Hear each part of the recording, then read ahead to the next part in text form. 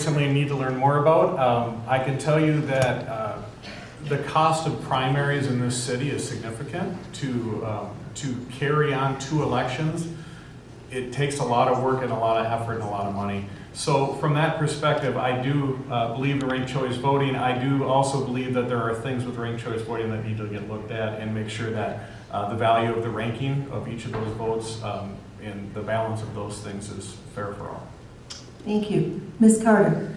So I am supportive of ranked choice voting in Bloomington. If you look at our current system with a primary and a general election, we have extremely low voter turnout in the primary election, and so a couple thousand people are really driving the outcomes of our elections.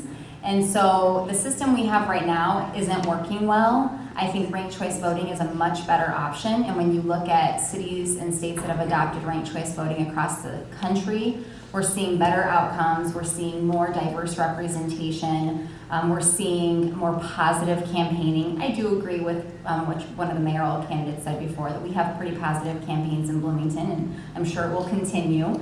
And then when you do look at the cost of running 2 elections, it's important to be thinking about how we can be more responsible with those dollars and those resources that we have.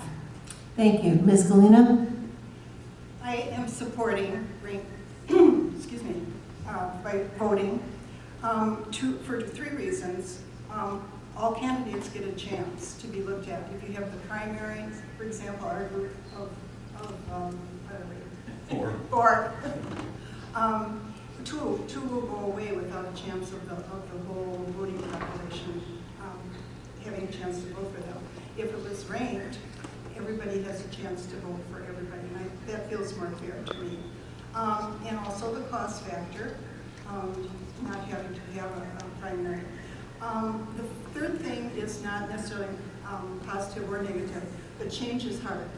And I know that it can be confusing. I think there need to be some fairly heavy education going on about that. Thank you. Ms. Galina, I'd remind you to speak directly into your microphone. Yes, ma'am.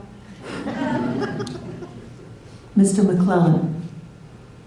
Yes, I do support ranked choice voting. I think it would allow more buy-in from the community.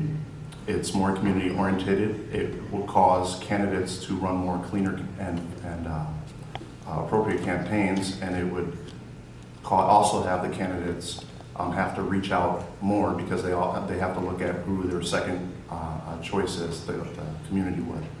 So I support it because of that. I also support it because it'll allow more people who would normally not get into politics or run for office be able to do that. Thank you. Mr. Lohman. Thank you.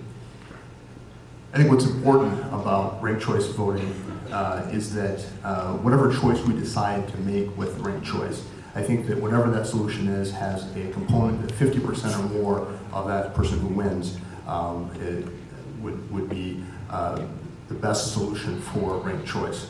I also think it's important that the public as a whole get the opportunity to be able to vote on a ballot initiative on ranked choice.